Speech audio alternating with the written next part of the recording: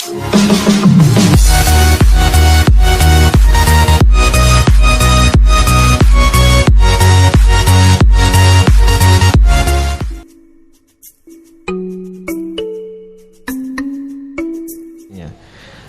pertama, Ustadz, apakah kita bisa menjadi tentaranya Imam Mahdi? Jika bisa, bagaimana kita pergi ke medan perang?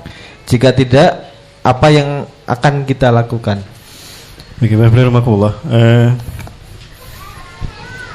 Skenario untuk kemunculan Imam Mahdi itu murni skenario Allah Subhanahu wa taala secara langsung bersentuhan, dan itu langsung terjadi di dunia. Selama ini Allah membuat aturannya dan Allah mengawasi kejadiannya.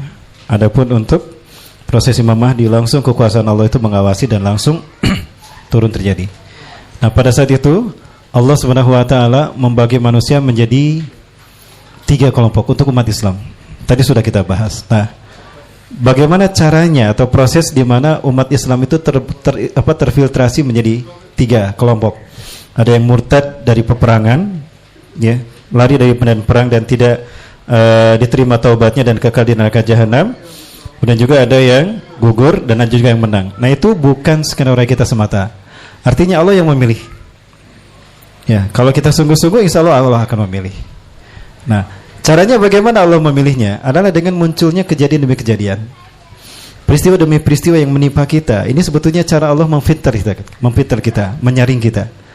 Siapa yang nanti akan layak untuk berjuang bersama Imam Mahdi, itulah cara Allah memilihnya, yaitu dengan dihadapkannya atau terjadinya fitnah demi fitnah.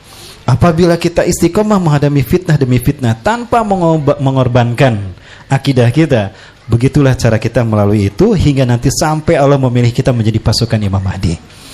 Karena demi Allah, pasukan yang terbaik nanti adalah sebaik-baik manusia di muka bumi. Ya, dan insya Allah kita punya peluang itu. Karena pasukan Imam Mahdi itu kan ada 3 kelompok. Pertama Ahlus Syam, kedua Ashabul Sud, Khurasan, dan ketiga Taifah Mansurah. Ahlus Syam, Palestina dan Suriah. Taifah Mansurah itu dari Ashabul Sud dari Khurasan, Afghanistan. Saya yakin kemunculan kunjungan Taliban ke Indonesia itu bukan semata-mata mau makan-makan saja di Indonesia.